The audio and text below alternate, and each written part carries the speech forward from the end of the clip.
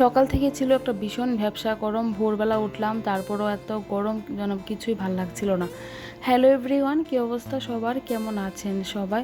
তো উঠেই ভাবি স্নান করব। স্নান করতে করতে বেজে যায় 8টা, কারণ প্রচুর কাজ থাকে। এটা ঘর ঝাড় দেওয়া, ঘর মোছা, বাবুর খাবার, আমাদের খাবার, মানে একটা সংসারে প্রচুর কাজ থাকে আমাদের। আর উঠে বসে একটু যে মোবাইল কাটবো ওই সময় থাকে না। তো একটু চিলা বানিয়েছিলাম, কালকে রাত্রে একটু চিলা বানিয়েছিলাম, তো ওইটা মাখা ছিল, তো ওইটা দিয়ে আমি এখন চিলা একটু চা বানিয়ে খেয়ে নিয়েছি।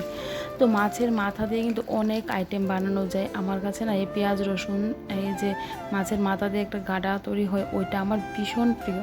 তো অনেকে অনেক রকম নাম বলে, আমরা এটা মাছের মাথার গাডা বলে থাকি। তো পেঁয়াজ রসুন ফোড়ন দিয়েছি, আর বেগুন দিয়ে লেবু পাতা দিয়ে বানানো হয়, ভীষণ প্রিয়। বাবু ভীষণ কান্না করছিল, তো ওকে একটু আদর করে ঘুম পাড়িয়ে দিয়েছি। রান্না বসাতে এলাম, তখন থেকে কান্না শুরু করেছে। তো গ্যাসটা একদম ডিমে আছে রেখে আমি বাবুকে ঘুম পাড়িয়ে এখন আবার এলাম।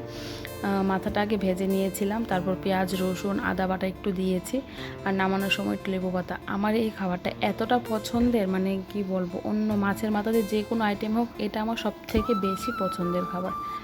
আর বাবুর জন্য বানিয়েছিলাম একটু ওটসের খিচুড়ি। আজকে 4-5 দিন পর ওটসের খিচুড়ি বানিয়েছি।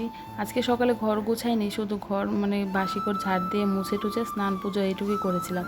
তো এখন বিছানার চাদর পেতে নিয়েছি। বাবু বলছে এটা কি কি। আজকের ভিডিওটা কেমন লাগলো জানাবেন। টাটা, বিদায় নিচ্ছি।